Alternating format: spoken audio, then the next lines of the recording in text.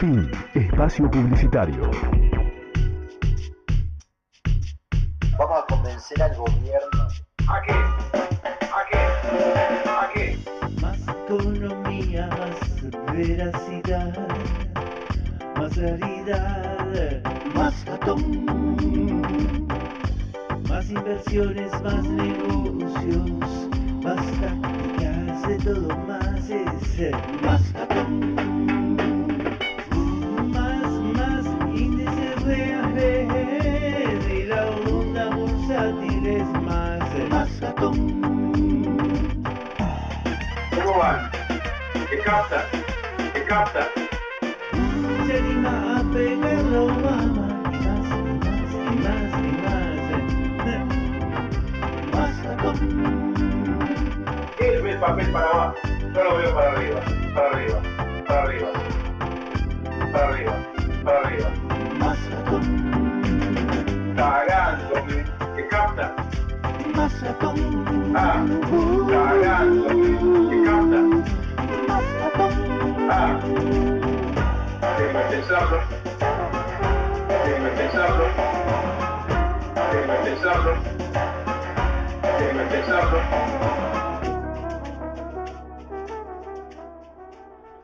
Hola amigos, aquí Carlos Maslatón junto a Germán Gegenchat en este programa de política que dura hasta las 8 de la mañana de lunes a viernes.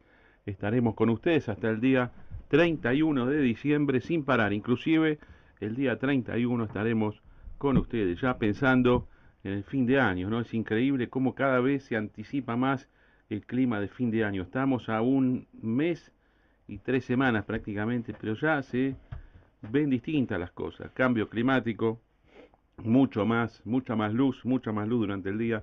Es totalmente distinto salir a esta hora que salir 3 o 4 meses atrás. Gegenchat, buenos días. ¿Qué tal, Carlos? ¿Cómo te va?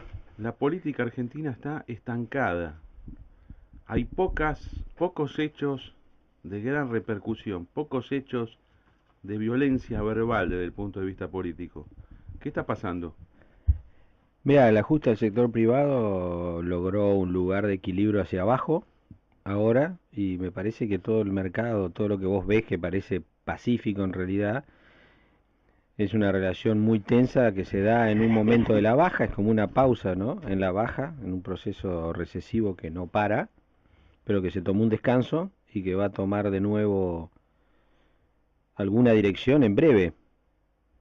A mí lo que me da la impresión es que vos viste que todas las veces que anteriormente en la historia hemos tenido crisis económicas agudas, siempre hubo alguna élite o algunas personas en particular que tomaron las iniciativas y que a su manera, bien o mal, intentaron darle una solución. En general la empeoraron, ¿no?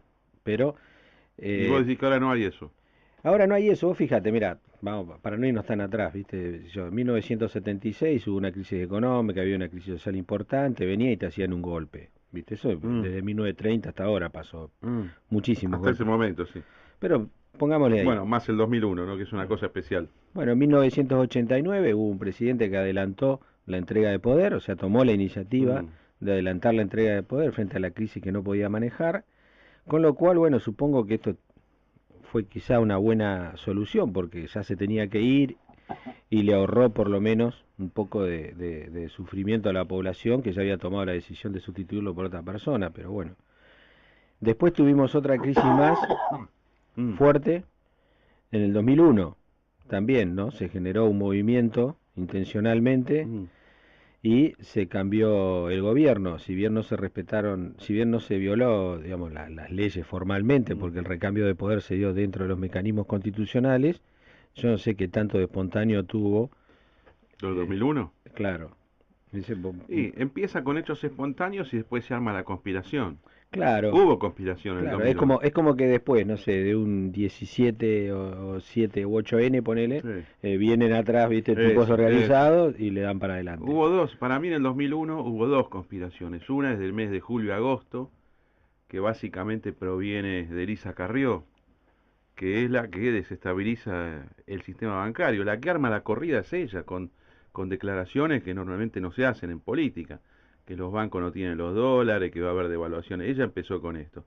Y después, en la segunda fase, a fin de año, que es el extremo de la recesión, donde vos tenés la corrida bancaria, donde se tienen que tomar medidas forzosamente para evitar el crash total, sin un banco central con herramientas para intervenir, ahí viene la conspiración de Duhalde y Alfonsín.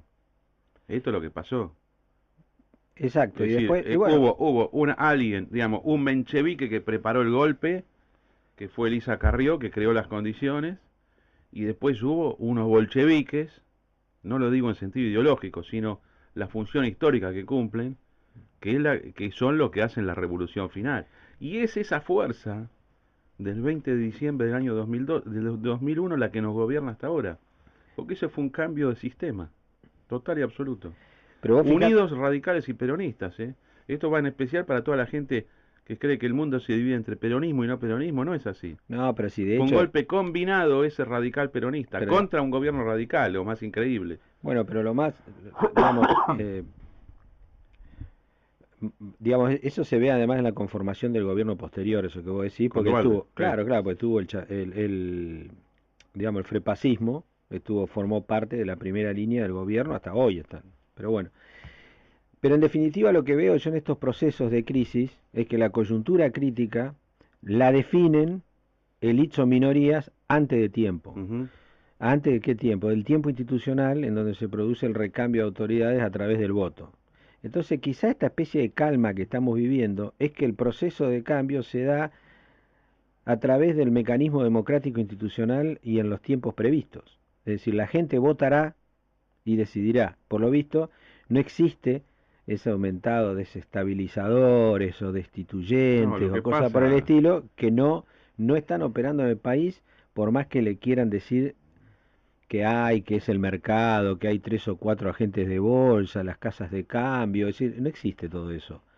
Es decir, no existe y no hay nadie inclusive que quiera aprovechar el estado recesivo, como sucedió en otras oportunidades, ¿no? Crisis económicas Mm. o sociales agudas, para acelerar los tiempos Mm. naturales de recambios del poder. Digo naturales en el sentido no que sea A una ver. regla de la naturaleza, sino que Te hago una se pregunta, toma con naturalidad la vigencia del es una derecho. pregunta que te voy a hacer que tiene que ver con sensaciones económicas y sociales. En las últimas 3 semanas, 4 semanas, ¿qué predominó más para vos? ¿La sensación de inflación o la sensación de recesión? La de recesión. Eso mismo. Pero sin Ahí, lugar a dudas. ahí está el tema. Porque en realidad lo que hay es una idea de, bueno, estamos planchados y aguantarse. Claro. Eso es lo que hay. Bueno, cuando vos tenés, ¿cuáles son los síntomas políticos de la inflación y cuáles son los síntomas políticos de la recesión? Son distintos. Sí, lo que pasa es que la recesión viene acompañada normalmente de una aceleración de las transacciones económicas. Entonces, en los primeros La días, inflación viene. la inflación, La inflación, cuando se desboca, claro. yo me acuerdo porque la viví, o sea, yo me acuerdo del 89. La inflación genera cierta euforia. Claro. La recesión baja Sí, las sí, energías de euforia, la sociedad. pero euforia que se transforma en desesperación después. O sea, Sí, yo tengo muy presente pero eso. vos te movés rápido. Rápido. En los porque- procesos claro, inflacionarios te movés rápido. claro. Y es una sensación entre agradable y desagradable según como vos estés posicionado. En la recesión, vos sentís que te van comprimiendo de todos lados. Y eso se manifiesta en la política. Se manifiesta con menor actividad, con menor grado de declaraciones. Hoy no pasa nada. Es más, esta recesión está favoreciendo políticamente al gobierno. Tiene el control total de la agenda política. Pueden hacer lo que quieran en este momento. Y encima tienen los votos parlamentarios. Claro, están Para lo hirviendo que el quieran. sapo, ¿viste? ¿Viste cuando dicen que están hirviendo el sapo? Yo creo que el gobierno está muy bien políticamente. Está Bien. muy, pero muy afirmado. No sé por qué, será por esta teoría que yo tengo, de que estamos ahora más en recesión que en inflación. Será porque los de la oposición son malos realmente, todo. No hay uno que sea percibido como verdadera alternativa al poder. Yo veo cierto entusiasmo, esto lo tengo que reconocer, con Macri. Hay un montón de gente en el país, un 20-25% de la gente en el país que cree que la salida es Macri. Y cree que milagrosamente Macri va a enterrar al peronismo, porque en realidad lo que se está juntando alrededor del electorado pro Macri es una revolución antiperonista. Es lo que creen ellos, ¿no? Después Macri puede hacer peronismo todo el que quiera, pero la ilusión de la vieja Argentina gorila hoy en día es Macri. Eso, la verdad que no. O sea, hay algunos que hacen más bulla que tienen esa concepción. Yo no sé si... A mí lo que me da la No, impresión pero es que hay... hay mucho antiperonismo, como nunca, ¿eh? Sí, pero eso tiene que ver con a quién le prendió la vacuna, ¿viste? Es decir, el gobierno encendió esa vacuna. O sea, vos Sí, podés tomar un medicamento y te hacen efecto o las contraindicaciones sí. o aquello para lo cual está parido el Bueno, medicamento. sin lugar a dudas. La Hegencha, democracia, por ejemplo, vino a limar esas tonterías sí, y digamos, hay algunos que lamentablemente todavía navegan aguas viejas, ¿viste? sí, Todavía pero creen en está esas cosas. reflotado, Hegenchat. Sí, sí, sí, y forma parte del escenario. El kirchnerismo, que para mí es una tragedia histórica, como todo lo sucedido desde ese golpe de Estado que hablábamos recién, del 20 de diciembre del año 2001, logró hacer resurgir nuevamente el antiperonismo como doctrina, que durante todo el proceso democrático del 83 al año 2008, vamos a ponerlo así como gran periodo, esos 25 años, había estado muy aplacado, además estaba pasado de moda el antiperonismo. El antiperonismo vuelve ahora, es más, vuelve en gente que tiene, resurge de la nada en gente que tiene 18, 19, 20, 21, 22 años. ¿Por qué? Pues dice el peronismo. Entonces ahora hay que hacer la opción antiperonista. Y vos te gastás en explicarle que no es lo mismo un peronismo que otro peronismo, No, que hay pero distintas variantes de peronismo, como sucedía con el PRI mexicano. ¿Qué es? Vos decís el PRI mexicano, el siglo del PRI mexicano. ¿Qué es el PRI mexicano? ¿Qué ideología tiene? Ninguna. La que no, corresponda para cada momento. exactamente. Y con el peronismo pasa lo mismo. Mira, el tema es que el anti es la no postura. Si cuando vos te decís, viste, yo soy antiperonista, ¿y qué sos? Nada, viste. Entonces es una reacción nada más. ¿Viste? Por eso te hablo de vacuna, ¿viste? Tipo que son reaccionarios, ¿viste? O sea, esto, ¿viste? No me gusta, chau. Y eso no sirve para nada. Y cuando vos te vas para atrás, como sucedió con el gobierno que te descontó 50 años, ¿viste? En economía, en análisis político, en visión de la historia, en todo, también te atrasás atrasó la conformación del escenario político también. Lo que a mí me da la impresión es que hay una parte de la sociedad que cree que el país tiene solución, porque el problema es el desánimo. Así como veo, igual y coincido con vos, de que hay muchas personas que creen que hay una salida atrás de Macri, pero en realidad lo que hicieron fue elegirlo a Macri, pero el movilizador Mm. es la voluntad de cambio. Ese es el movilizador. Entonces el tipo tiene voluntad de cambio. A partir de ahí buscan quién es el más diferente. El que es percibido como más diferente al statu quo es Macri. ¿Por qué? Porque agarra y dice, así que el ANSES tiene acciones de la empresa, bueno, yo la voy a vender. Así que es decir, es el único que se ha ocupado de marcar bien las diferencias. Más allá de que detrás de esa capa haya puntos de contacto que vos lo marcás. Muchas veces en el mundo de los negocios y cierta coordinación, digamos, No, política pero que por ahí se inclusive puede hasta sacar. coincidencias culturales. Hoy, por ejemplo, leo Agustín Echevarne, es un importante forista, es el que conduce la Fundación Libertad y Progreso, saca un posteo en el Facebook y manda un tuit donde dice lamentable el macrismo, él es macrista, él está con Macri presidente, lamentable el macrismo que le puso a una plazoleta Juan Perón. ¿Y cómo se llama la plazoleta antes? Agustín P. Justo. A mí me parece normal, la verdad que una plazoleta se llame Juan Perón me parece común y corriente, no pasa nada con eso. No me gusta que le hayan sacado el nombre a Justo, podría haber puesto otra plazoleta, o poner Justo en otro lado, lo que quieran.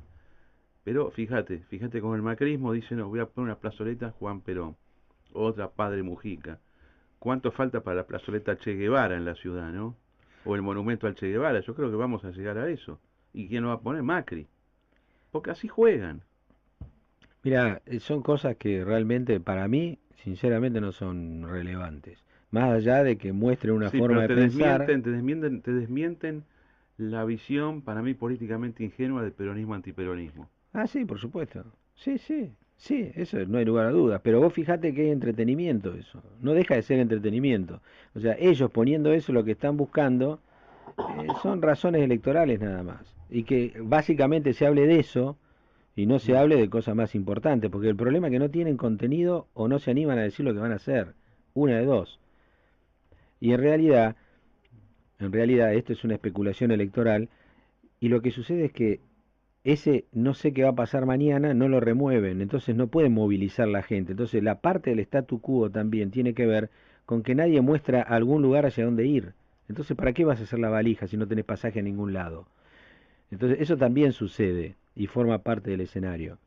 Pero en líneas generales a mí me parece que yo creo que después de las vacaciones, o sea, después de enero, mitad de febrero, el ambiente va a cambiar, porque vas a entrar francamente en elecciones, en el periodo electoral. Ahora está cerrando el año, la gente tiene puesta la cabeza en cómo va a comprar los regalos de fin de año, y si empezar a comprarlo ahora que están más baratos o después, y se irá de vacaciones. Durante enero, como sucede siempre, se tomarán las medidas horribles que se toman siempre en enero, y a la vuelta de vacaciones tendrás un par de escalones más abajo, y sobre esa base va a empezar la campaña electoral. Y ahí este clima va a variar.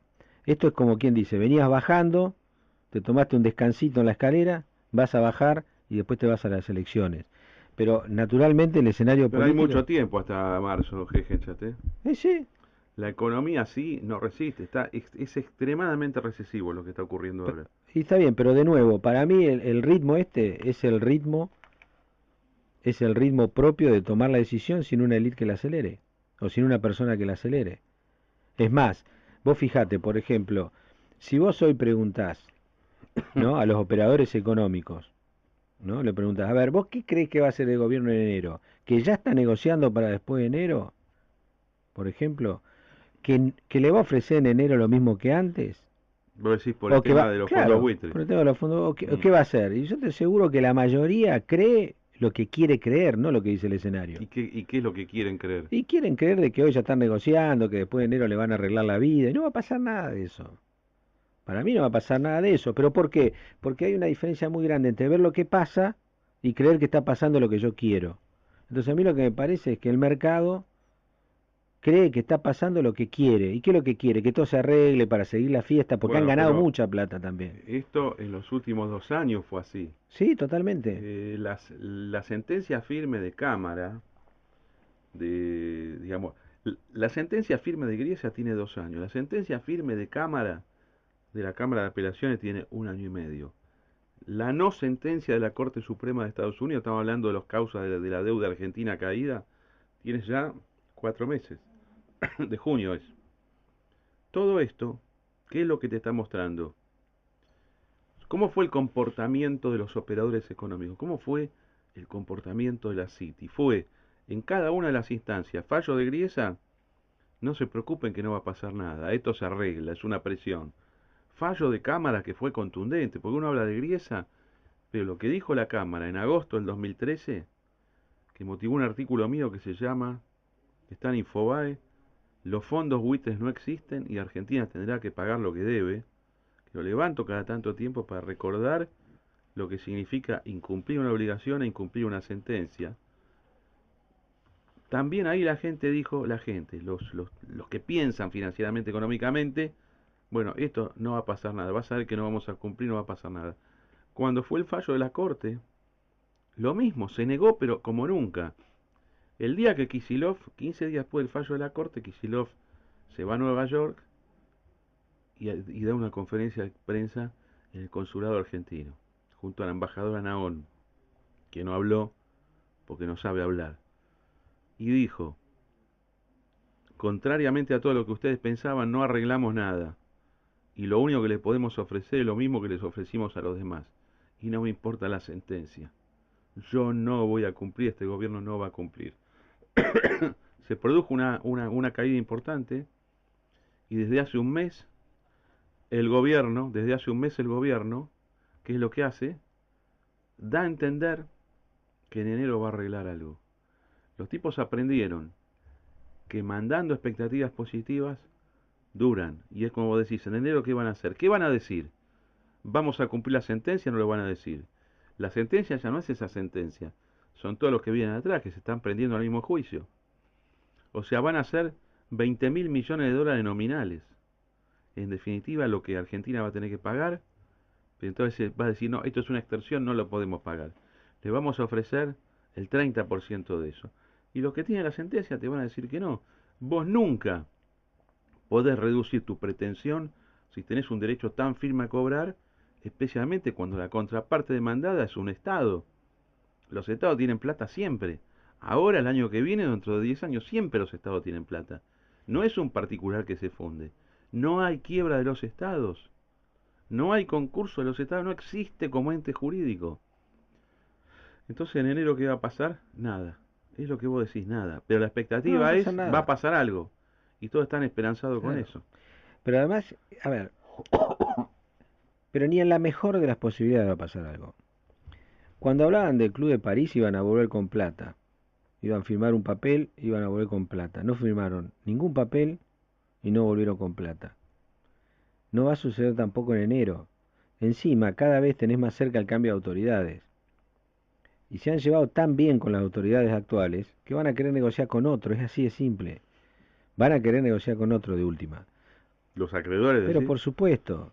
Además, pobre, no tie- pobre los que vienen, ¿eh? ¿Qué Pero- costo van a pagar? Pero tremendo. Pero si escúchame, si hasta hay publicaciones donde muchos dicen, mira, al peronismo no le conviene ganar la próxima vuelta. Por supuesto, ¿a quién le conviene pagarla? ¿A quién le gusta quedarse después de la fiesta a limpiar los platos? A nadie.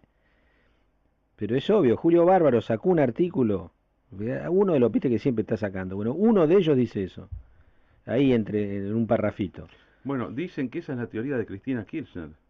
Pero Que lógico. Cristina Kirchner claro, quiere que gane Macri, pero su claro, candidato es Macri, claro. porque dijo, yo me convierto en la jefa de la oposición, estoy 4 años torpedeando y después vuelvo yo con todo como jefa de todo el peronismo unificado. Pero esas cosas no salen. No, No esas salen, cosas no salen no nunca. salen, no salen nunca. No, porque no podés, hay un montón de cosas que en el medio suceden. Pero además es la soberbia de creer que vos manejás los tiempos de la historia. Vos navegás la historia, pero no Claro. sos el capitán de la historia, por más poder que tengas. Es como Dualde, que creía que manejaba la historia. Pero ¿Te acordás que Dualde creía que lo ponía Kirchner de presidente y que, Sí.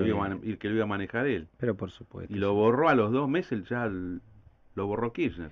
Además no se ilusionen con el fenómeno ruso, porque en Rusia nunca hubo democracia. Así El que- fenómeno ruso significa Vladimir Putin, Sí, que se olviden de eso. que pasa de primer ministro, de jefe de gabinete a presidente y siempre gobierna él. Claro, pero ¿sabes qué pasa? Una cosa, ahí se queda en el poder el tipo. Por eso digo, primero que allá no hay un mecanismo democrático permeable al cambio como hay acá, por ejemplo, todavía. Hay una Ahora, diferencia. Allá, y además el tipo estaba en el núcleo del poder ahí. O sea, Sí. no es que se fue, no se fue nada. Viste, esto es lo mismo que vos decís, está bien. Presidente, que es algo que nunca se especuló, pero bueno, está bien, presidente Scioli, jefa de gabinete de ministro Cristina. Eso no está prohibido.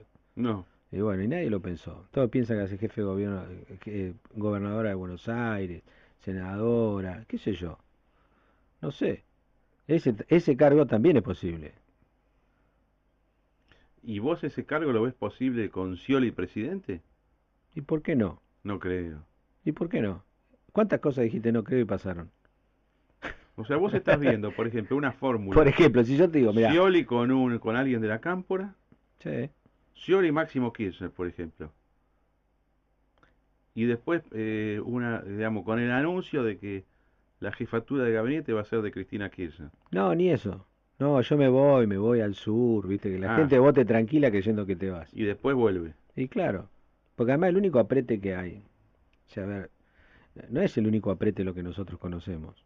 Hay miles de cosas que están abajo de la alfombra que uno no sabe y que pueden obligar a una persona a tomar una postura que con libertad no la haría. A los Reutemann. A Como lo Reutemann. Reutemann. Que nunca tené- se sabe qué es lo que le pasó, Y ¿no? tenemos otros ejemplos también en la historia. Claro, Reutemann, ¿por qué no fue presidente en el 2002? Solo él tiene la respuesta. Claro, no sabemos. No sabemos. Se dice cualquier cosa en el ambiente. No importa, pero no sabemos. Hasta extorsiones de carácter No sexual, sabemos, filmaciones. no sabemos qué es, pero existió. Es decir, no sabemos qué es, pero existió. ¿O es la personalidad de él que nunca hubiera podido ser presidente? No lo sé. Yo creo que sí, que no tiene nada que ver con la personalidad de él, porque fue gobernador. Bueno, ¿qué pasa con Elisa Carrió, Gegenchat? Sí, esa sí no quiere ser presidente. No ¿viste? quiere, ¿no? No, no. ¿Qué quiere? Nada, le gusta, donde está, le gusta, la pasa bien, tiene toda la presencia de prensa que quiere, dice lo que quiere, tiene una libertad que no tenés cuando manejás un ejecutivo, y la verdad es que consciente o inconscientemente siempre destruyó las posiciones que tuvo inmediatamente después de una elección exitosa. Siempre lo hizo. Entonces, no hay que ver más cosas de las que Y te ahora indica la realidad. ¿ella en qué está? Ella que creo que promueve la fórmula Macri-Sanz, ¿no? Sí, Macri-Sanz. y quiere paso de UNEN con el PRO acá en la capital. ¿Y ella va a ser candidata? Ese es un gran misterio. Yo creo que si le dan las pasos ya no es. Porque como te digo, prefiere ser la dueña de la unión y no la líder de eso. Y el próximo intendente creo que claramente es Rodríguez Larreta, ¿no? Como sea. Sí, sí, va a ser él, sí. Sí. Sí, yo creo que sí. Que además parece algo más, muchísimo más pro estabilidad del Pero sistema. además, porque pero además en la lógica de la capital, que tiene que ver con los fierros del gobierno, más lo poco territorial que se puede hacer, Michetti no tiene ningún lugar. Y Michetti, bueno, ¿y qué va a hacer Michetti? Michetti lo que le diga Macri, como hizo siempre. No, pues ella se opone a Macri muchas veces. Sí, pero una cosa es que vos digas que no y otra cosa es que no vayas. Ella se resiste para terminar haciendo lo que le dice, siempre hizo lo mismo. Ahora, si la fórmula es, por ejemplo, Macri-Sanz, Sí. el candidato a intendente es Rodríguez Larreta, porque seamos realistas, digamos, el cargo de intendente no es para cualquiera, tenés que trabajar mucho. Ahí se encarga Carrió de dejarla en el Senado. Pero ¿qué Senado si no hay elección de senador? Y no, pero ella tiene plazo todavía. Pero falta un montón para las elecciones de senador, es más, No importa, pero se queda ahí es hasta sentadita. hasta Sí, el pero 2019. no importa, pero se queda ahí. Ella tiene... ¿Cuándo le vence el mandato? Ella le vence en el 2017. Y está bien por eso. Su amiga Carrió Mm. le va a tirar unas clases de yoga para que se quede tranquila ahí y que No, sea pará, una de las ¿cuándo artífices vence de el la mandato unión. de quién? ¿El de Carrió 2017? No, ¿El de Michetti? Michetti. 2019. Por eso, se quedará ahí, tiene el 2017, tiene elecciones. Claro. Elecciones para hacer qué, discúlpame. Y para hacer lo que quiera. ¿Michetti? Y sí, puede ser diputada, puede O quedarse sea, ahí, puede un irse se- de la política, Pero, o qué sea, sé yo. una senadora, Y sí, se quedará cenando hasta el 2019. parte, digamos, que está ejerciendo un mandato, renuncia a ser senadora y va de candidata a diputada. No, no digo que haga eso, Ah. pero puede encabezar una lista para empujarla, ¿viste? No porque Sí. le sea un negocio Bueno, para ella. yo creo que acá hay que asumir la realidad. Ni Michetti ni Carrió pueden estar en un cargo ejecutivo, ni les interesa un cargo Yo ejecutivo. creo que no les importa. No les importa. De hecho, de la vicejefatura de gobierno salió volando a un Claro. órgano legislativo. Se fue rápidamente. Se sí, fue sí, rápido. Entonces, por eso, Sí. a ver, no hay que ver lo que uno quiere, hay que ver lo que está. Lo que está es eso. Carrió y Michetti sí. Mm. son para las elecciones. Sos candidata y después te vas. Ahora, a un Jeje, lugar. lo hemos hablado en otras oportunidades. La persona más antiperonista del país es Elisa Carrió, Sí. de los políticos. Sí, sí. Es la única persona que yo veo que habla el PJ, el pejotismo.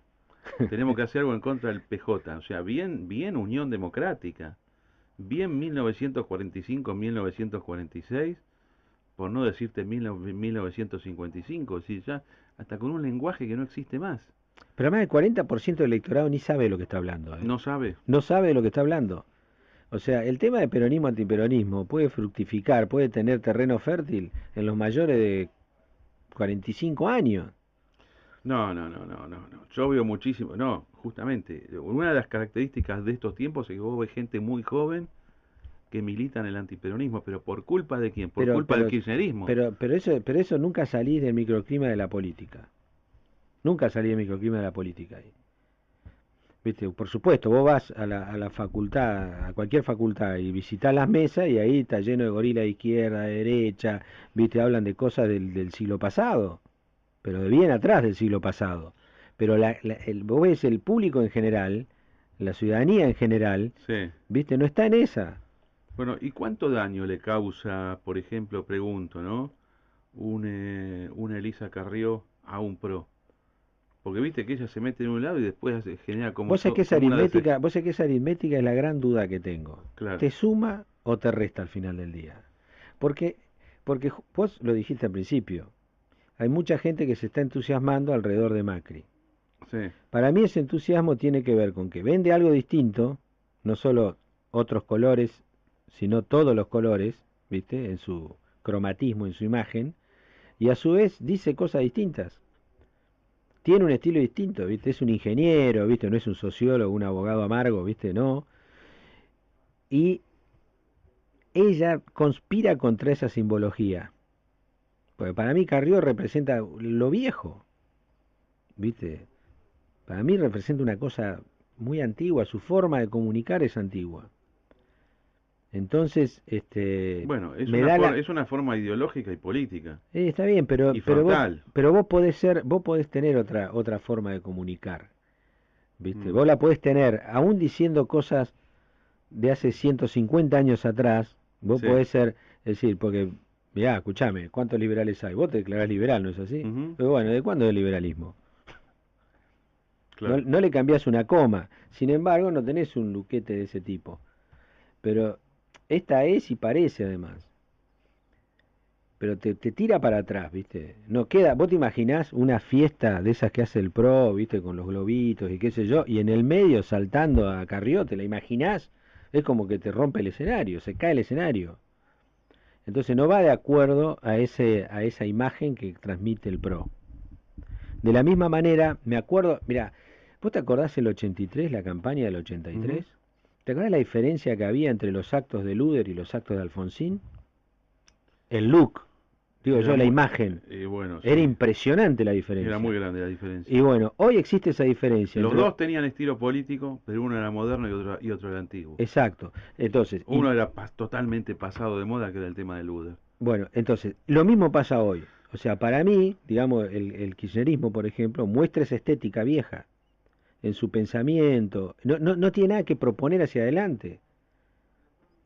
Entonces, en no cambio, sé, ¿eh? en cambio el PRO tiene... pero ¿y qué No está- sé. Los últimos actos del kirchnerismo, los últimos años y medio, son con su ideología, con sus propuestas nefastas y todo, pero son totalmente tecnológicos, modernos, un equilibrio de luces y sonidos espectaculares, ¿eh? ¿Por qué? Y no sé, porque lo hicieron así, Ah, porque mirá tienen el que yo voy- aparato del Estado. Mirá que yo voy a los actos, Vos vas a los actos. a todos los actos voy, de todos los partidos, siempre. Voy porque observo mucho esas cosas y escucho lo que dice la gente ahí porque me gusta, o sea, el dato mío trato de volcar No, lo que veo. Pero Hegenstein, el kirchnerismo ha hecho actos espectaculares en los últimos años. Sí, pero culturales. Mm. Anda a la política. Cuando van a buscar, o sea, una cosa es el acto del bicentenario espectacular que se mandaron. Entonces, eso fue extraordinario. Pero vos recorrés los actos políticos que hacen, donde no llaman a los 30 mejores actores del país, que van donde le paguen. No. Ahí cambia la cosa. Cambia. Y además cuando lo escuchás, ¿viste? O sea, cuando los escuchás tiene un estilo viejo.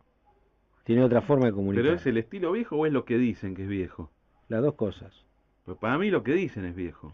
Las dos Pero cosas. el estilo me parece bastante moderno. Es más, Cristina Kirchner, a la cual yo tengo que reconocer, forma parte de los que les cuesta escucharla. Yo la escucho por motivos profesionales, Ah, sí, sí. pero no soporto la manera en que habla. Lo mismo es original. ¿Vos viste alguna vez a alguien en la política desde un cargo así que hable de esa manera? ¿Como Cristina Kirchner? Mira, hablaba mucho mejor Alfonsín, por no, ejemplo. No, bueno, porque a vos te gusta la política y a mí también. Yo admiro a los políticos.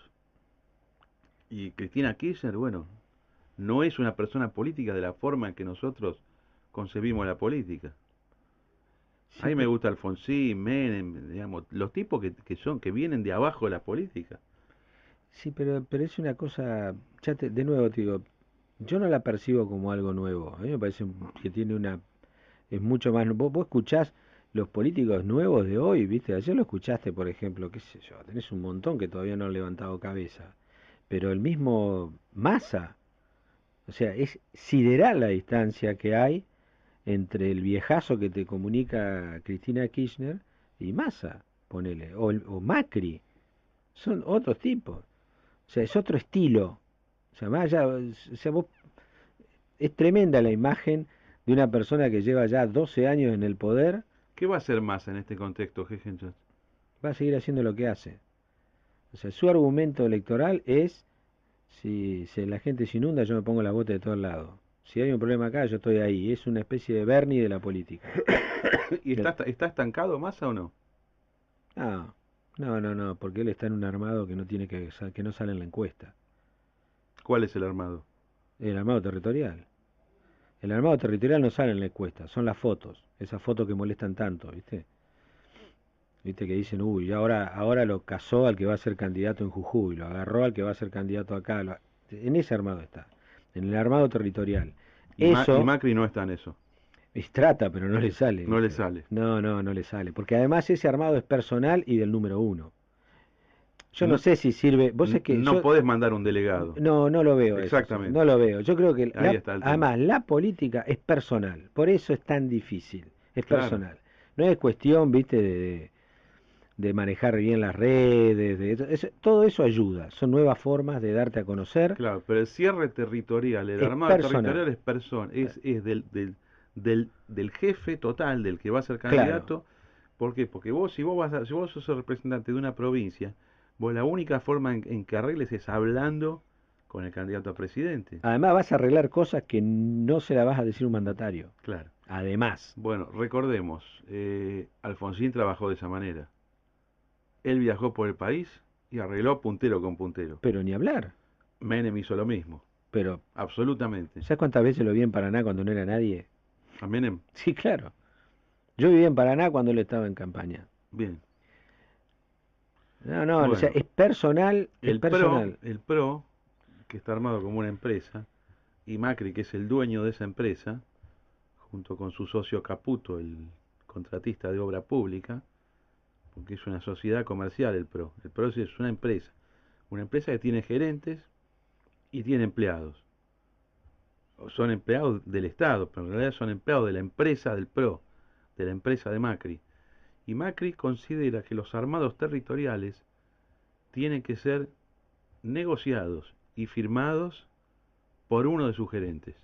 Bueno, pero por eso... Y entonces, ¿qué pasa?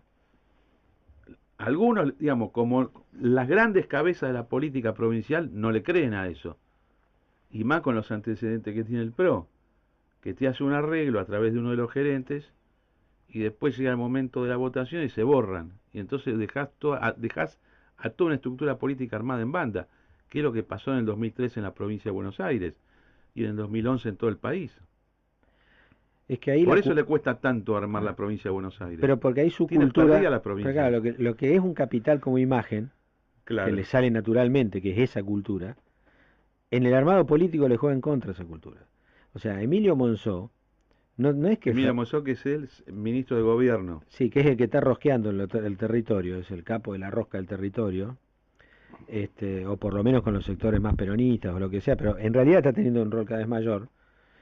Lo que pasa es que no le gusta salir en radio, no va a salir en ningún lado nunca, pero es el que está en eso. No es que sea eficiente o no sea eficiente, lo están mandando a tomar la sopa con un tenedor. Los cierres territoriales son del número uno que se tiene que poner las pantuflas e ir a hablar con todo el mundo. No le queda otra. Pero tampoco puede ir a saludar. Tiene que tener una conversación política de fondo y Pero ser tiene que creíble. sentarse en la casa del otro, En la casa del otro. en la casa del otro, Claro. lo atiende la esposa del otro Ujú, y se sientan a charlar como si fuesen dos amigotes de hace 1000 años. claro. Y se tiene que comer un día entero si es necesario. Y en esto Massa es experto. Pero Es lo que hizo toda su vida. es lo que hizo toda la vida. El mejor que hay en el país. Yo no sé si es el mejor que hay, pero que lo hace y lo hace 24 horas, eso no hay duda. Pero además, escúchame, un desafío, pregúntenle a cualquier jefe territorial a ver si alguno puede decir que no estuvo Massa nunca con él o no le mandó 10 mensajes en la última semana. Pero 10, no uno, 10 personales. O sea, no es, es la forma de trabajar para armar. Al que no le gusta, bueno, lo lamento. ¿Qué tiene que ver que avance la tecnología? Las relaciones humanas son relaciones humanas, no son, viste, punto a punto, viste, o cosas Porque así. tiene que ver con la credibilidad de la persona. Pero es que en Bueno, definitiva es entonces eso. Massa es un buscador de consensos políticos, de armado político, para una campaña electoral y después para gobernar el país. Macri, como es empresario, porque viene de cultura empresaria, para él es una cuestión de contratar gerentes, y los gerentes contratan empleados, y hacen reportes internos, todo. Eso es bueno para la empresa privada, es bueno para las organizaciones verticales, no funciona en la política, que tiende naturalmente a ser horizontal la política, y donde vos en tu propio gobierno tenés que buscar consenso. Vos sos presidente de un país poderoso, no hablemos de una dictadura, pero un país como Argentina, que es totalmente anárquico, pues la sociedad argentina es anárquica, vos tenés que estar todo el tiempo buscando consenso. No es un tema de órdenes. Y además no es un tema de que acá es así y en otro lado no es así. En todo el mundo la política es así. no es solo acá. De hecho, mirá, recordemos las conversaciones de Reagan, por ejemplo, con Brezhnev, ¿estaba? No me acuerdo, no. Antes de no. la caída de la cortina, con ¿Gorbachev? Gorbachev, perdón, que tenía la cabeza manchada, no me acordaba. ¿Cuántas veces se vio? No, un montón de Viajaba a Claro. Rusia. Es decir, lo meloneaba personalmente. Mm. Es decir, el político tiene su principal capital en la capacidad de convencer. Vencer es mucho más difícil. Entonces, el tipo tiene que ir a convencer, ¿a quién? Al que Mm. está más en contra, al que está más Bueno, jodido. acordate Y vos eso, de... eso es lo que muchos no hacen Sí. y toman la política como algo abstracto del político que Claro. está acá, mediatizado, y se vende como un producto. ¿Quién era en política internacional el viajero por excelencia para trenzar y acordar? Kissinger. Henry Kissinger, secretario de Estado de Richard Nixon. Tiene más kilómetros Era una cosa que el increíble. Apolo. Lo que hacía Kissinger era una cosa increíble. Sí, yo no sé cómo no se mató porque se cayó en un avión, porque voló en todos. Claro, ahora, ¿eso es reemplazable por una teleconferencia? No, no existe. Es no existe. imposible, porque No, vos tenés que, es lo que decís vos tenés que ir a la casa del tipo. a la casa del tipo, Claro. ni siquiera te juntás en un bar, a la casa del tipo. ¿Por qué? Porque en la casa del tipo vos estás absolutamente desnudo. El líder que va a la casa de otro está absolutamente a su merced. Es una muestra de confianza muy grande Claro. ir a la casa del otro. O sea, pero además a nivel internacional, ¿viste? O sea, a primer nivel mundial suceden estas cosas. Claro. No estamos hablando pavadas. Bien. Es muy importante eso. Jejencha, muy interesante todo. Ya volvemos, amigos.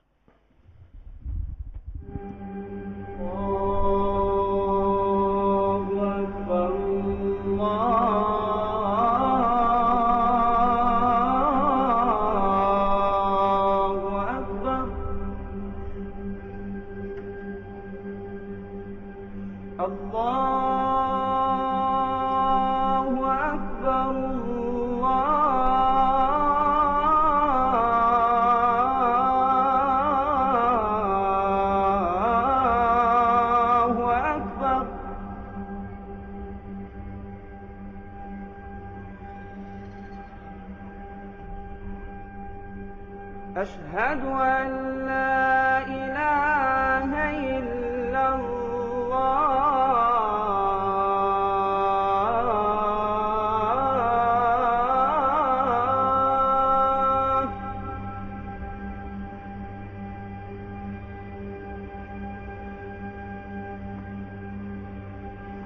أشهد أن لا إله إلا الله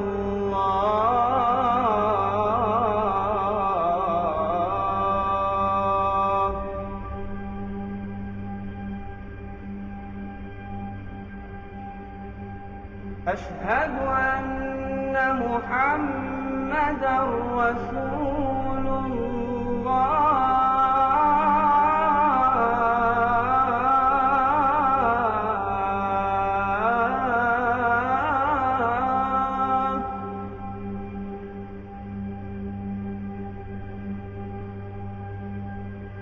أشهد أن محمدا رسول الله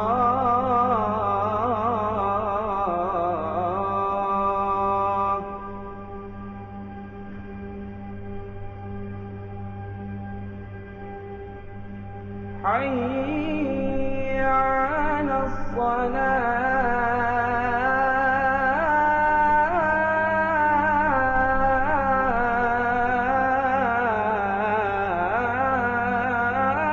الصلاة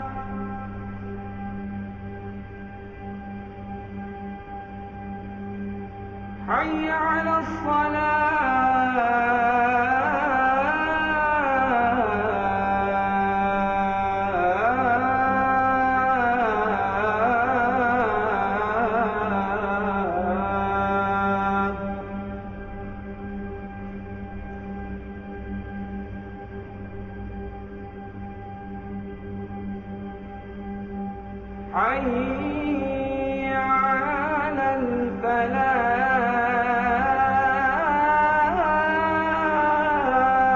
الفلاح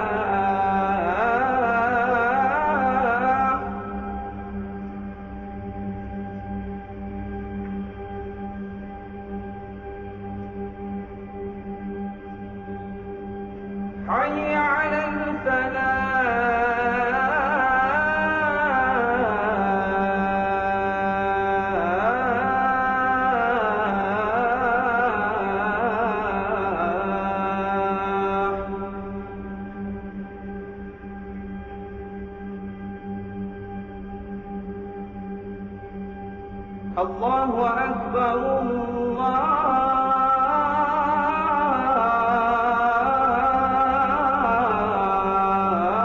الله أكبر لا إله إلا الله.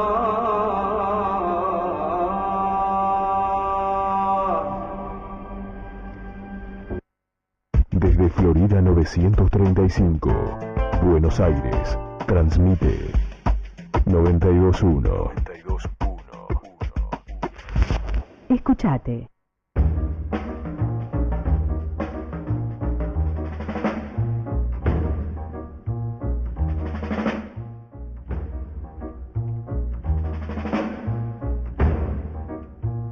Maslatón, en la escuela nos enseñaron que no corresponde comparar peras con manzanas, pero como a nuestros dirigentes parece no les entró la lección, les digo que en nuestra realidad se lee una derrota pública de enorme magnitud.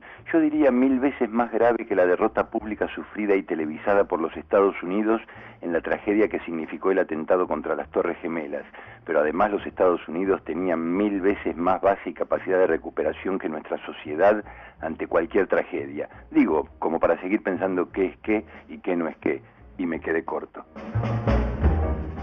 Bueno, gracias amigos. Tenemos en línea ahora al abogado constitucionalista Daniel Sapsay. Daniel, te saluda Carlos Maslatón y está también aquí en el estudio Germán Gegenchat. ¿Cómo estás? Bien, muy bien. ¿Cómo están ustedes? Bueno, muy impresionado por tus declaraciones de las últimas semanas, en concordancia con lo que has hecho en los últimos 2 años, alertando sobre el avance totalitario del gobierno, en su momento con el Consejo de la Magistratura, ahora con la Procuración General de la Nación, y yo observo que hay algunos que tratan de minimizar lo que vos decís, o dicen que no es tan grave, que no es el estilo. ¿Vos cómo estás viviendo esta contradicción entre tu estilo denunciador, porque estás preocupado institucionalmente, y los que dicen no es para tanto? Mirá, yo vivo con lo que siento que es mi deber. Bien. Y siento una reacción en la gente a donde voy, por la calle, Claro. donde me preguntes de total apoyo. Impresionante, la verdad. Claro. Que a veces me es abrumador porque no llego a destino a tiempo. Claro, claro. Porque claro. me paran por la calle, quieren conversar, felicitarme, saber mi opinión, lo cual es tremendamente alentador y creo que responde a una necesidad de una gran mayoría de la gente que está harta de este sistema de atropello, de destrucción de las instituciones republicanas y que ha tomado conciencia de la gravedad que tiene eso para sus vidas. Aquellos que son tibios, bueno, pasa por un problema de ellos sabrán por qué lo hacen. Claro. Yo no me voy a meter en psicología porque no es lo mío. Claro, pero es ellos interesante sabrán. ver este tema, porque te quiero hacer una pregunta también que tiene que ver con Sí. con tus sentimientos políticos y jurídicos. ¿Vos cuándo empezaste a percibir, del 2012 en adelante o del 2013 en adelante, que esto institucionalmente se degradaba de una democracia republicana teórica que tenía que ser a esta tentación totalitaria? ¿Cuándo viste el cambio? Mira, yo tenía ya muchísimos datos por lo que había ocurrido en Santa Cruz. Claro. Esto es un calco, fue el escenario de ensayo, porque no olvides que yo he sido el abogado de Eduardo Sosa. Ujú. Doctor Sosa fue el célebre procurador general de la provincia de Santa Cruz, que fue removido inconstitucionalmente y que luego de agotar todas las vías internas de la provincia de Santa Cruz, me pidió que yo fuera quien lo representase ante la Corte Suprema, y así nos pusimos a luchar. Logramos 5 sentencias condenatorias de la conducta del gobierno de Santa Cruz, inclusive las últimas ordenando expresamente su reposición, y nunca se cumplieron. Pero gracias a esa relación con el doctor Sosa, que es una bellísima persona, Ujú. bueno, que tuve que ir muchas veces allá para trabajar en el tema, me pude interiorizar del grado de deterioro de las instituciones y de las características realmente patoteriles y de banda con que actúan, además de la enorme corrupción. Entonces, no era de esperar algo muy distinto, porque cuando se tiene ese estilo, si se lo hizo a nivel local, ¿por qué no se lo va a hacer a nivel nacional? Claro. Efectivamente, hubo, mira, una primera etapa que fue la etapa de construcción del poder, como es léxico claramente kirchnerista. Ujú. Es decir, tenemos que primero seducir, Y por eso fue el decreto de la autolimitación en la designación de miembros de la Corte, que logró una Corte realmente muy aceptable, el tema de derechos humanos hasta en la sopa, y alguna cosita más. Pero una vez que ganaron las elecciones de medio término en 2005, todo tendió a revertirse. El primer paso en esa reversión fue la modificación de la ley del Consejo de la Magistratura en 2006, en el verano de 2006, Sí. que es una ley nefasta, porque si bien reduce el número de miembros, ahí está, digamos, el gancho para Claro. tratar de confundir, reduce todos los estamentos, todas las representaciones, salvo la del oficialismo, que la deja en la misma cantidad de miembros, con lo cual tienen una suerte de derecho de veto. Con los 5 miembros Claro. es imposible sobre 13 llegar a los 2/3, ya sea para elevar la terna para designar un juez federal, ya sea para acusarlo ante el Consejo ante el jurado de enjuiciamiento y removerlo. Imagínate qué poder. Bien.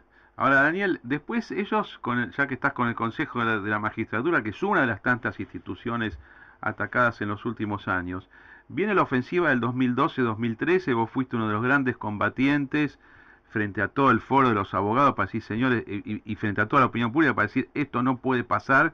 No pasó, hubo una sentencia salvadora de la Corte, menos a Faroni, las elecciones no se hicieron, pero ahora están volviendo con planes de ese tipo, de reforma institucional. ¿Vos pensabas hace un año y medio, cuando en junio del año pasado, que iban a volver de vuelta a la ofensiva cambiando instituciones? Sin lugar a dudas, porque no saben gobernar de otra manera, pero además por la gran corrupción necesitan impunidad. Ahora más que nada trabajan por la impunidad.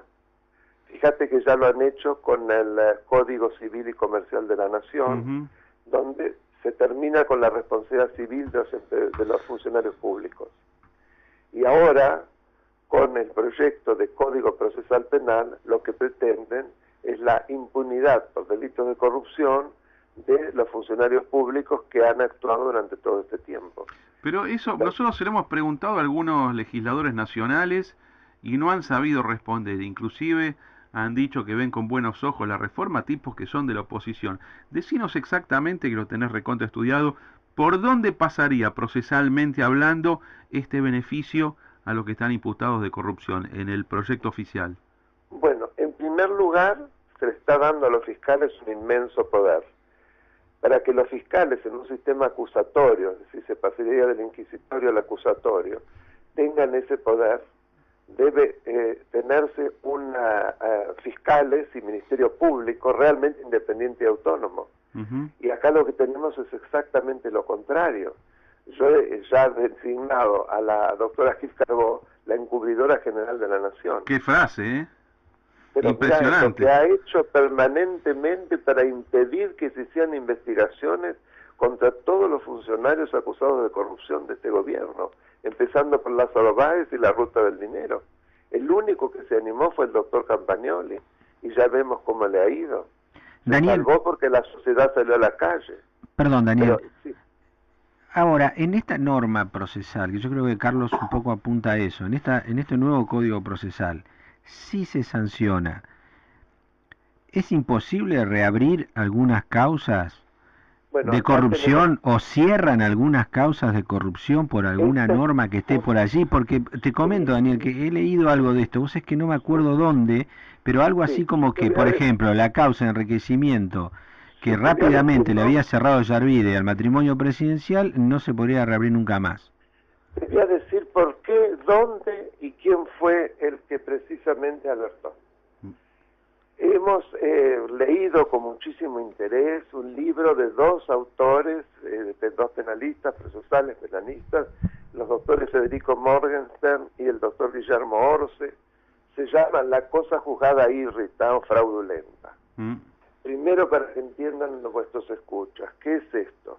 Es cuando una sentencia firme es revisable porque tiene vicios de tal entidad que en realidad no tuvo calidad de sentencia, porque violó de manera expresa el derecho vigente, porque es clara la voluntad del juez de encubrir un delincuente, porque no se la apeló cuando se la debió apelar de parte de un funcionario del Estado, etcétera, etcétera. Muy bien. ¿Y esta teoría incluye el más alto tribunal también, si ocurriera una cosa así? El más alto tribunal también, por supuesto. No diferencia en cuanto a quién dictó la norma. Bien. Solamente es la categoría la que importa. Bien. Pues bien, ¿cuál sería un ejemplo claro de sentencia írrita? Bueno, precisamente aquella por la cual el juez Ollarvide sobreseyó al matrimonio Kirchner en la causa de enriquecimiento ilícito. ¿Por qué? En primer lugar, por el tratamiento que tuvo esa causa, es decir, se desestimó prueba fundamental y se tomó otra que estaba envenenada. Pero además de ello, una vez que se dictó, el fiscal de la causa, a pesar de que estaba obligado a ello, no lo apeló. Claro. Tampoco lo apeló otro fiscal que estaba obligado, el fiscal de investigaciones administrativas, que fue el que reemplazó interinamente al doctor Garrido y que se llama Noalles, que es un hombre absolutamente advenedizo del poder. Por lo tanto, esa sentencia es írrita, es inválida, no tengo duda alguna. Ahora bien, vamos al Código Procesal Penal. ¿Qué es lo que dice en el artículo 5? Que aquellas sentencias que fueran revocadas por motivos de fraude, solo podrán ser invocadas a favor del condenado. Ahí está la cosa entonces. Pero por supuesto es la gran trampa. Solo podrán ser anuladas a favor del condenado. Bueno, esa es la razón de toda la reforma para mí.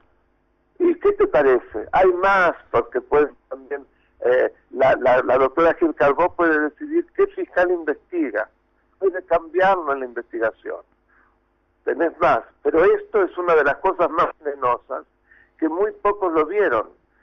Salió hace un par de días un artículo muy interesante en La Nación de Alejandro Fargosi, que precisamente lo dedica a esto y cita el libro de Morgenstern, justamente.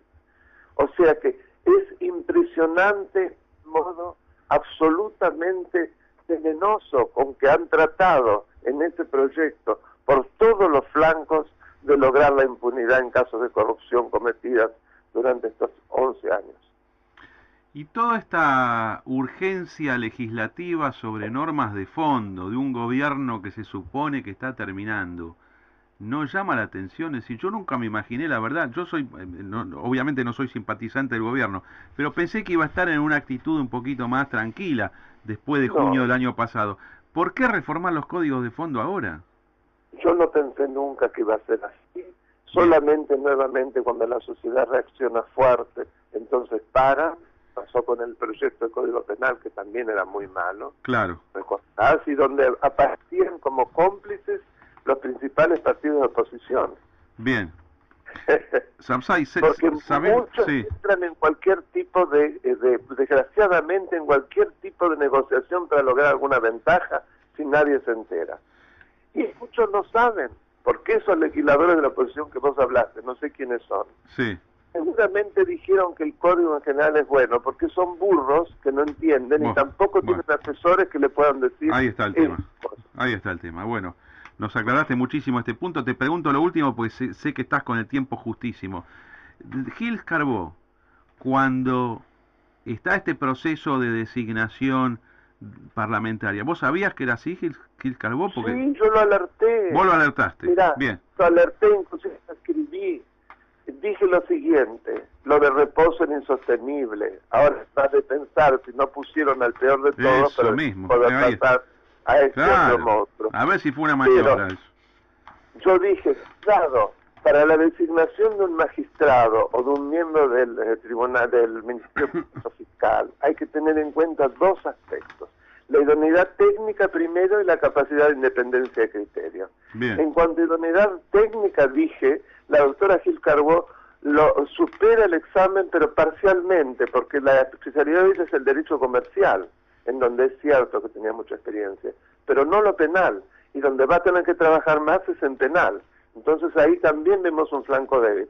Pero el flanco más débil claro, es independencia.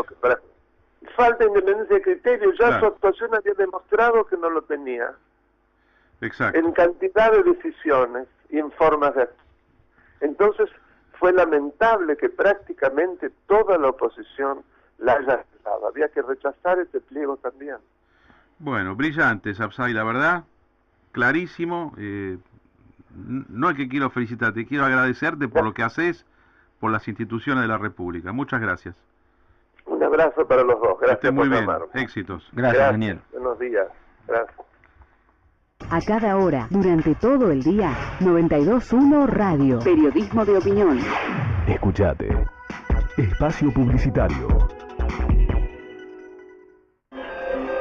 Sarita, qué buena cartera. Y es que las cosas buenas duran más, nena. Hablando de cosas buenas, ¿no quiere venir al Casino del Mar conmigo? El otro día estuve un rato larguísimo jugando en las máquinas de 5 centavos. Lo poco que se ve me duró un montón. Y además qué buen nivel.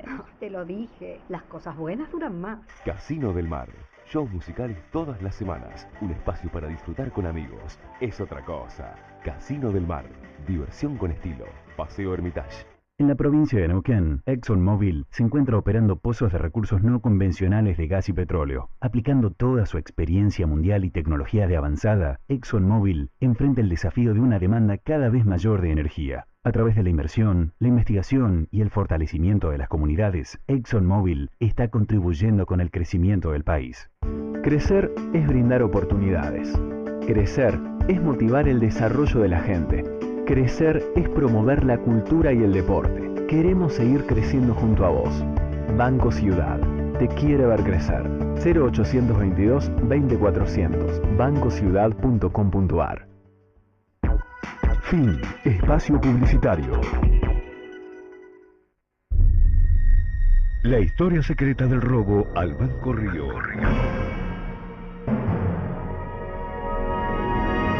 El robo del siglo, la historia secreta, el nuevo libro de Luis Beldi. La historia secreta del robo al Banco Río. Algunos calculan que el monto supera holgadamente los 20 millones de dólares, pero lo más sorprendente es el ingenio puesto en juego por los ladrones para concretar un golpe tan audaz.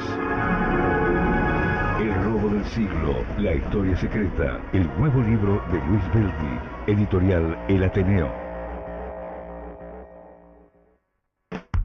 ¿Alguna vez te preguntaste por qué las mejores ideas se te ocurren en los lugares menos pensados? ¿Querés conocer los hábitos de las personas más innovadoras? ¿Cómo hacer para romper con las trampas mentales que nos impiden inspirarnos?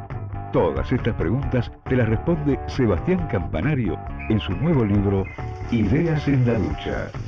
Ideas en la Ducha te propone un viaje alucinante a la creatividad e innovación. Encontralo hoy mismo en librerías. Publica Sudamericana. Pensando en mis pies, te vi de roca sin renacer. Fui a tu peña como un gospel. Una nueva fortaleza se alza en Tilcara, a los pies del Río Grande. Más allá la magia del Pucará. Posada Tampumayo, las estrellas más cerca tuyo. www.tamayo.com.ar. Un lugar muy cerca del cielo. Tilcara te espera más cerca del cielo. Tilcara te espera más cerca del cielo.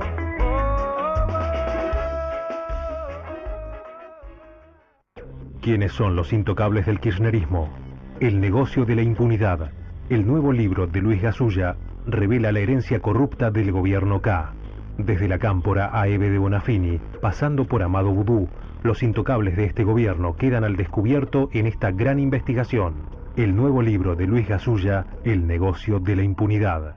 Publica Sudamericana.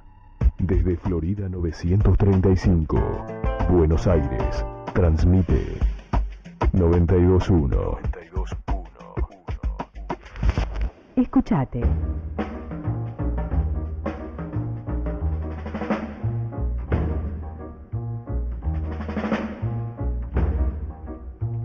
Carlos Germán Obrador de Palermo está escuchando atentamente editorial. Yo creo que el kirchnerismo no se va a ir tan fácilmente del poder. Lo que sí está anhelando un golpe de Estado para completar un relato trucho, para completar su épica trucha.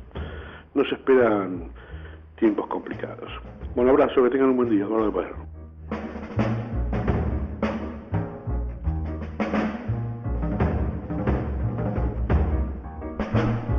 Bueno, gracias Eduardo, gracias amigos por los mensajes.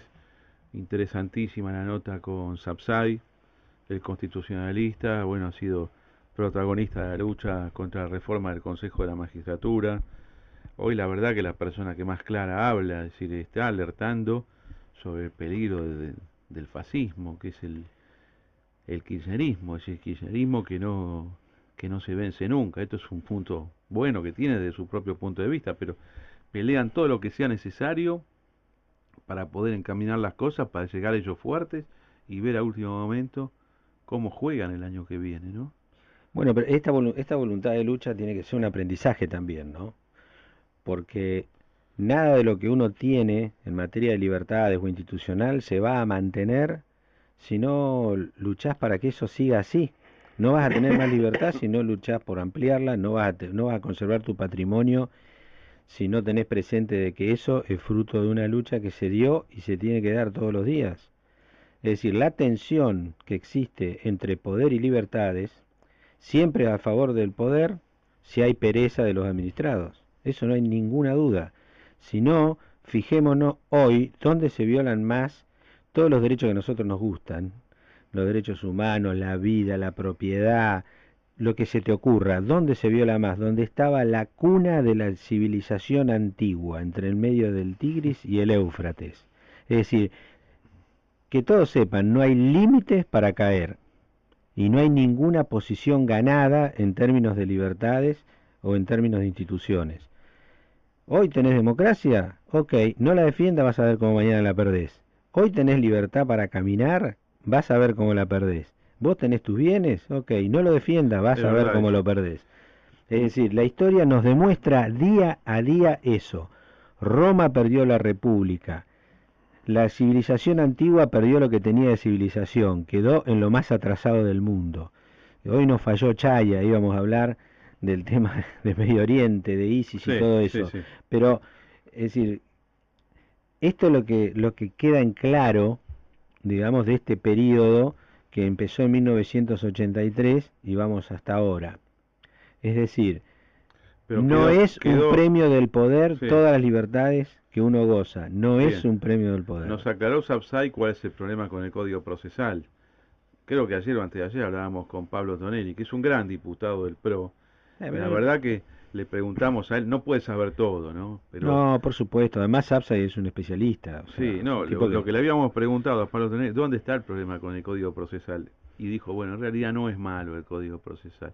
Pero claro, vos ves el contexto, te parece muy lindo, pero Sapsay sí es el que puede descubrir, porque este es un tema muy técnico. Además, yo soy abogado, vos sos abogado, pero tenés que saber mucho de este punto en particular, ¿por dónde viene la trampa? Pero además, yo vivo la profesión, pero no soy penalista, ¿viste? Entonces, estas cosas pregunto como cualquier persona, porque la verdad que no... No, tenés la posibilidad de comprenderlo más rápido que alguien que no estudió Derecho. Sí, algunas palabras técnicas uno maneja, pero de todas maneras, lo que nos ha dicho es por dónde viene el engaño que los tipos quieren meter. Y en realidad esto es la técnica kirchnerista con muchas normas. Por ejemplo, el Código Civil. Los tipos cuando muestran cómo funciona su Código Civil, bueno, te dice, no, toda la parte de derecho de familia, que incorpora las situaciones más modernas, el divorcio por mutuo consentimiento, toda la parte de sucesiones, toda la parte de familia. Entonces dice, mirá qué lindo, qué moderno. Pero el Código Civil, ese es uno de los aspectos de la ley civil. Pero otro aspecto fundamental y para mí más importante es todo el tema de los contratos, las obligaciones y los contratos que celebramos a diario cada uno de nosotros, firmados o no formales, formales o no formales. Y este es el problema, y ahí viene la debilidad del sistema. Y un país que necesita inversiones, necesita seguridad jurídica, y lo que no te dan estas normas que manda a sancionar el kirchnerismo es seguridad jurídica. Entonces es un retraso permanente, pero ellos publicitariamente lo venden como un avance, como todas las cosas que ellos venden, como un avance, y esconden lo más importante, en este caso, la impunidad que están buscando para después del 10 de diciembre del año 2015. Es decir, que todo lo que se robaron quede validado, inclusive las cuentas que tienen en el exterior y todo esto. Es decir, Sapsay evidentemente es una persona que está tremendamente indignada por todo lo que ha sido el kirchnerismo en materia de corrupción y no solo en materia de corrupción, sino de avance institucional sobre la democracia argentina. Sí, yo sé que al principio era un poco medio kirchnerista, no kirchnerista, formó parte de toda esa euforia que hubo en el 2003 y 2004 con el recambio de la Corte. Claro, a ellos les parecía bien el recambio de la Corte. Para mí fue una locura el recambio de la Corte. Es decir, presionar a los jueces para que renuncien con juicio político, destitución mediante juicio político, no había causa. Pero en ese momento a todo el mundo les parecía bárbaro. Se vendió el tema de la mayoría automática menemista. Pero fíjate que vos, por haber permitido ese atropello al Poder Judicial, la señal que le mandaste al kirchnerismo que puede hacer cualquier cosa. Después, claro, los que apoyaron en su momento se dieron vuelta y dijeron, no, pero miren, no, a partir de ahora es totalitario. Sapsay tiene una pequeña divergencia en su opinión, porque él dice que los problemas empiezan en el 2005-2006, pero que en realidad ya conocía a los Kirchner de Santa Fe, de lo que habían perdón, de Santa Cruz, de lo que habían hecho en la década del 90, donde destituyen al procurador Sosa, que él mismo había defendido. Bueno, Carlos, vos sabés que yo por razones laborales estuve en Santa Cruz un par de meses en la década del 90. Y ahí conocí al más menemista de los gobernadores de la época, que era Néstor Kirchner, en el poder. Y viste que lo que nos gusta la política, por más que estés trabajando, terminó el horario de trabajo y empezás a hablar con todo el mundo, ¿viste? ¿Cómo está esto? ¿Cómo está aquello? ¿Qué pensás de esto? ¿Qué pensás de aquello?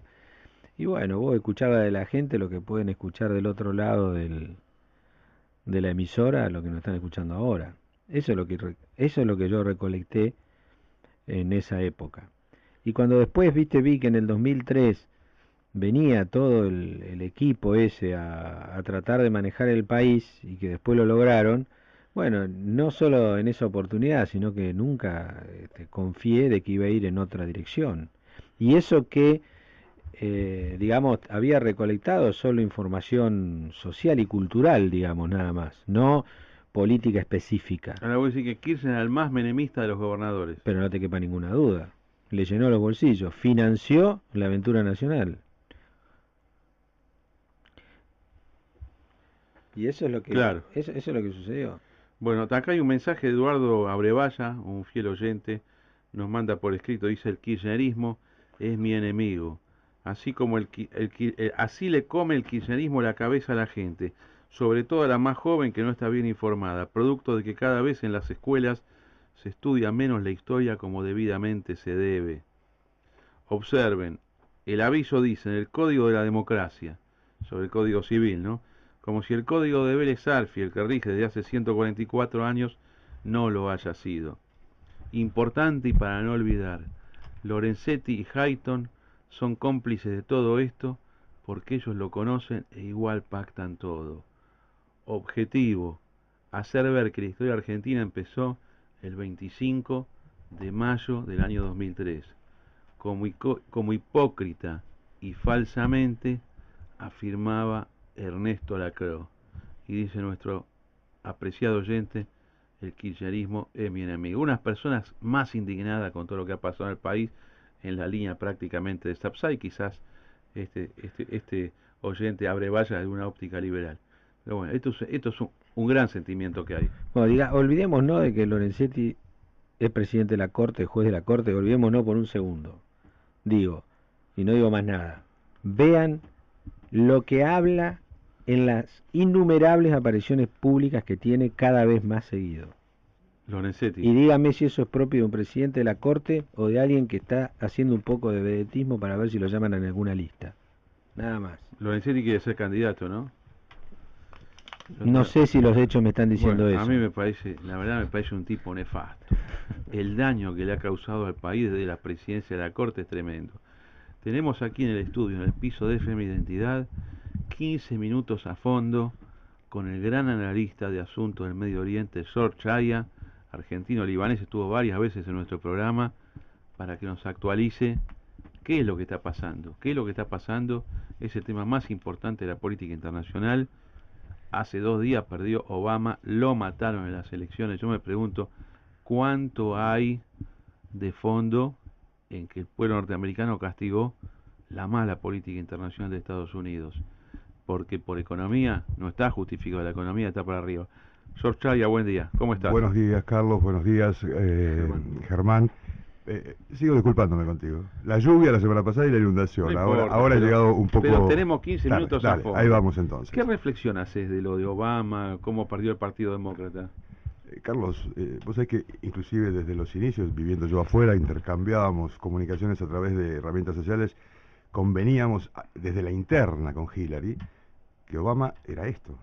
Es decir, más allá del aplauso y el festejo que mucha progresía internacional, incluida la Argentina, yo recuerdo haber visto a personajes del escenario político argentino actual felicitándose por un Obama que aparecía como el redentor de América Latina, lo cual no fue así. El Nobel de la Paz en función de un prejuicio. Este va a ser bueno. Bueno, claro. Bueno, y además lo fortaleció después con una operación un tanto tenebrosa y oscura que fue... es decir, temporáneamente a la entrega del premio fue la operación que abatió a Bin Laden, hay que acordarse. Es como normal el resultado de estas elecciones.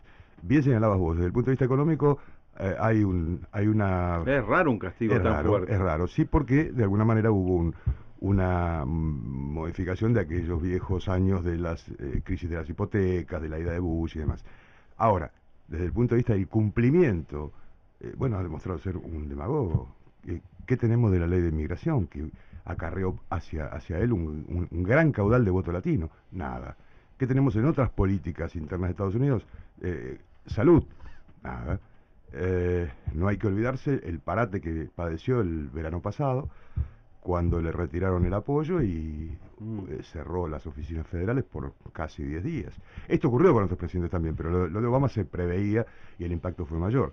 Respecto de lo que señalabas muy bien recién, desde luego que también impactó el mal manejo de las políticas internacionales. Hoy día yo no me atrevería a decir que los Estados Unidos han perdido el prestigio a nivel mundo árabe. Tal vez no, pero sí han perdido se ha perdido el temor a Estados Unidos. Es decir, si uno analiza un paneo sobre... Ahí está, el temor. Exacto, porque de alguna manera... No, y no estoy hablando no estoy fortaleciendo el discurso de la progresía internacional respecto del gendarme del mundo y demás. No. Estás analizando la presencia histórica de Estados Unidos en crisis y en zonas de conflicto, como el Medio Oriente, desde la era posterior al mandato británico, siempre estuvo presente. Y el equilibrio lo puso Estados Unidos, desde la diplomacia o de las acciones militares. A mí me parece que estamos en una situación de un Estados Unidos tan débil, además tan incoherente con idas y vueltas que arma, que es un momento internacional donde se puede hacer cualquier cosa. O sea, se pueden hacer movimientos poblacionales y territoriales y no vas a sufrir sanción efectiva. Esto es cierto, claro que sí. Bueno, tenemos un señor como Kerry manejando, John Kerry manejando las políticas estadounidenses en el Oriente Medio, ha sido patético, literalmente patético, cuando creyó que la construcción de 5 casas de familias israelíes era el conflicto a dilucidar y era el problema a superar para alcanzar la paz en Oriente Medio. E hizo todo lo que sus antecesores hicieron, y desde luego que todos fracasaron antes que él, y él iba a fracasar también, el único que no lo veía era él. De modo que han cometido ciertas torpezas que uno no esperaba, porque venían de otra manera. Es el gravísimo error de mezclar el conflicto del Medio Oriente, que no es uno sino son muchos, con el conflicto particular árabe-israelí o palestino-israelí, que es una cuestión muy particular dentro de un complejo mayor. Pero vos ingenuamente de Occidente mirás y decís, bueno, yo quiero arreglar eso, como si vos fueras el todopoderoso. Entonces, ahora que viene mi gobierno, yo esto lo voy a arreglar, voy a pasar la historia. Y vas a fracasar como fracasaron todos. Absolutamente, esto es lo que te señalaba recién cuando te decía, ¿por qué debíamos esperar que Obama tuviera éxito allí donde todos sus antecesores fracasaron con políticas que claramente no encajan dentro de lo que es la idiosincrasia árabe? Y otro dato bueno que vos marcás allí, el conflicto árabe-israelí. Muy pocos lo entendieron desde las administraciones. Y en esto no es solo Washington, es Bruselas y es Londres, y son muchas las administraciones que han pasado. No existe tal cosa ya, Carlos, como el conflicto árabe-israelí. Está pasado de moda. Ya está. Está Lo que pasado. existe hoy es un conflicto de un país reconocido por la comunidad internacional, lo que denominamos el mundo libre, que es el Estado de Israel, que está acosado por organizaciones terroristas paraestatales. Y ya, esto es lo que tenemos. Y tenemos un Hamas fortalecido, un Hezbollah fortalecido, una expansión chiita importante. Hezbollah hoy es un jugador importante en la región. Hay gente que no comprende todas estas cosas porque, bueno, vos lo entendés muy bien y ustedes lo entienden desde la percepción que la noticia brinda en el mutar constantemente. Pero en Medio Oriente, los enemigos de ayer son los amigos de hoy. Y los amigos de hoy pueden ser los enemigos de mañana. Esa zona es un pañuelo y hay que interpretarla, a pesar de ser tan pequeña, que esta es la energía constante. No hay una estabilidad como de este lado del Atlántico, aún en políticas nefastas, como las chavistas, por ejemplo, que se mantienen a lo largo de más de 15 años. Todo cambia allí con mucha rapidez. Y en ese cambio, bueno, las cosas se manifiestan y emergen a la superficie y a muchos como Obama hacen el ridículo ante esto. Claro, vos sabés que hoy salió el listado de las 100 personalidades del mundo que van por grado de influencia en la revista Forbes. Y está en el puesto 54 Abu Bakr al-Baghdadi, que es el califa jefe del Estado Islámico, este simulacro de país que se armó entre parte de Siria y parte de Irak. Y está bien que esté en la lista, ¿no? Debe estar feliz el tipo. Me parece que armaron algo importante ahí. Sí, claro, evidentemente el territorio. impacto el impacto de las acciones del ISIS no podemos soslayarlo, es concreto, han dominado, sí, claro que dominan el territorio, se han extendido desde Irak prácticamente hasta la frontera turca. Sí, son 250.000 kilómetros cuadrados. Que sí, tiene. Cuando digo hasta la frontera turca pasó por Siria y demás, ¿no? Pero, bueno, tristemente, célebre por estas cuestiones, pero más allá de al-Baghdadi o más allá del ISIS, el ISIS va a dejar de existir en algún momento. ¿De qué manera? Militarmente. ¿Quién le va a ganar? Probablemente vamos a tener un escenario bien distinto desde Occidente, desde Israel, con los recambios presidenciales, Carlos. Con los recambios presidenciales en los Estados Unidos. Sí, claro. Sí. Fíjate que ya hay otra... ¿Vos ves a un partido republicano triunfante? Probablemente sí, dentro de 2 años. Primero faltan 2 años, pero además vos ves a un partido republicano con ganas de intervenir a lo Bush, o ves un partido republicano jugando de otra manera. Porque a mí me parece que este tema de intervenir, porque soy bueno, los voy a educar y les voy a imponer la democracia, ya fracasó, ¿no? Deberían haberlo entendido. Yo espero que nadie lo intente nuevamente. Deberían haberlo entendido, sí, pero yo creo, soy un firme, soy un patológico optimista y creo que deben haber entendido que hay algo en el medio entre el ir por todo de Bush y esta inactividad, ineptitud de la administración Obama. Hay algo en el medio y los americanos van a ofrecer una solución en algún sentido, en la medida que sus intereses estén afectados en la región. Ahora, si analizamos el tema energético, hidrocarburos y demás, y vemos que avanza el proyecto canadiense-americano de extracción en sus propias plataformas submarinas de petróleo, bueno, se irán del Medio Oriente. Ahora, si vuelven al Medio Oriente, bueno, que vuelvan con políticas adecuadas, y cualquiera sea las que elijan, roguemos que sean las acertadas, porque si no... No, lo que pasa es que es mucho más complejo para mí, te digo la verdad, ver los móviles norteamericanos occidentales en Medio Oriente exclusivamente por el lado del petróleo, a mí no me cierra.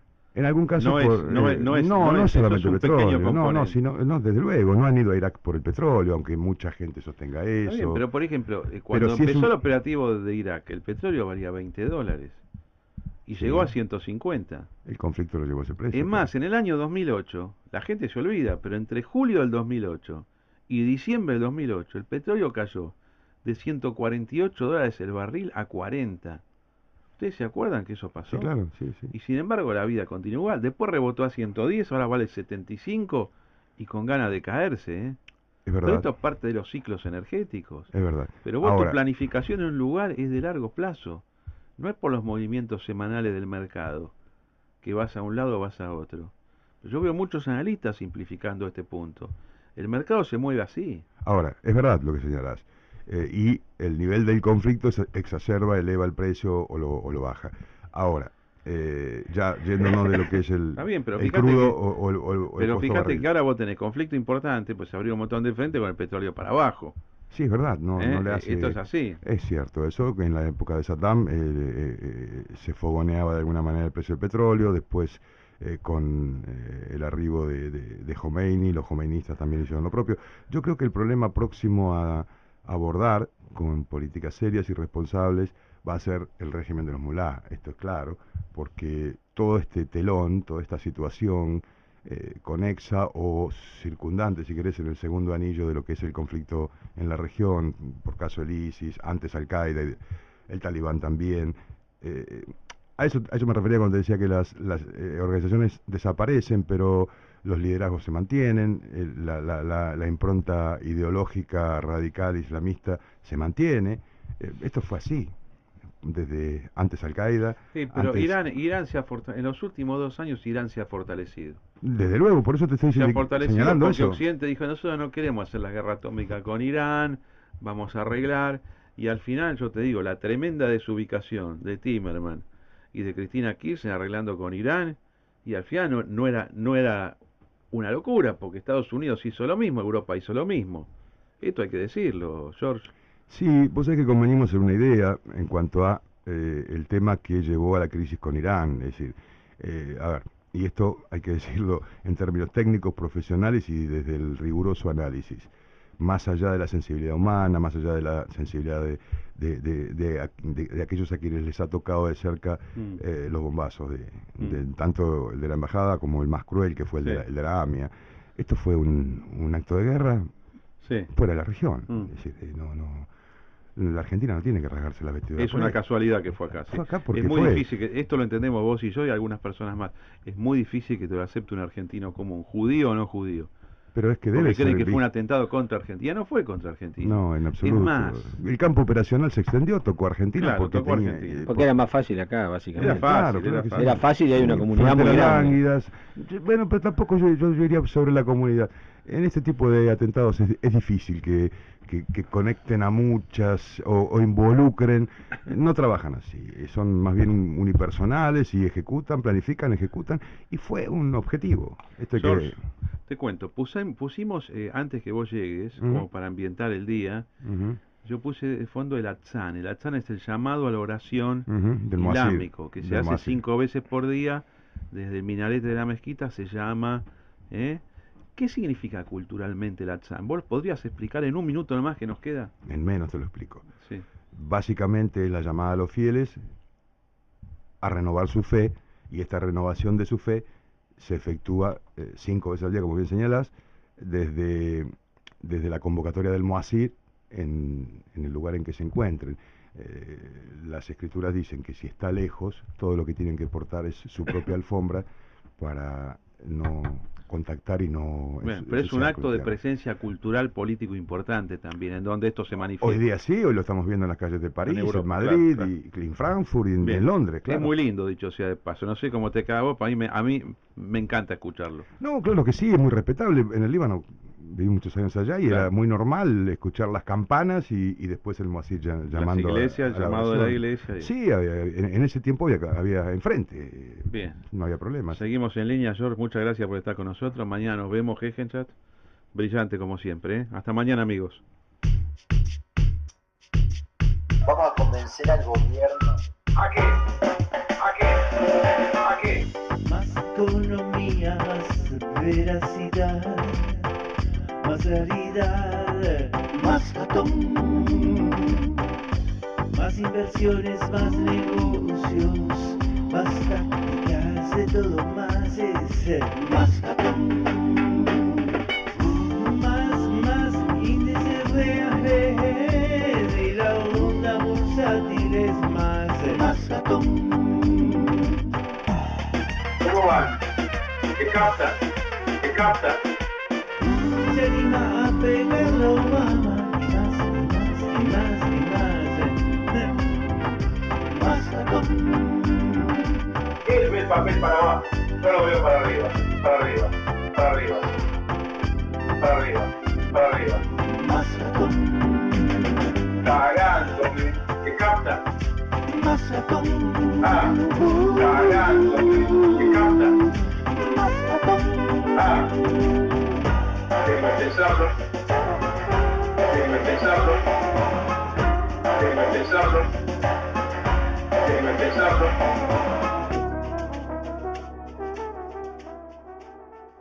Desde Florida 935.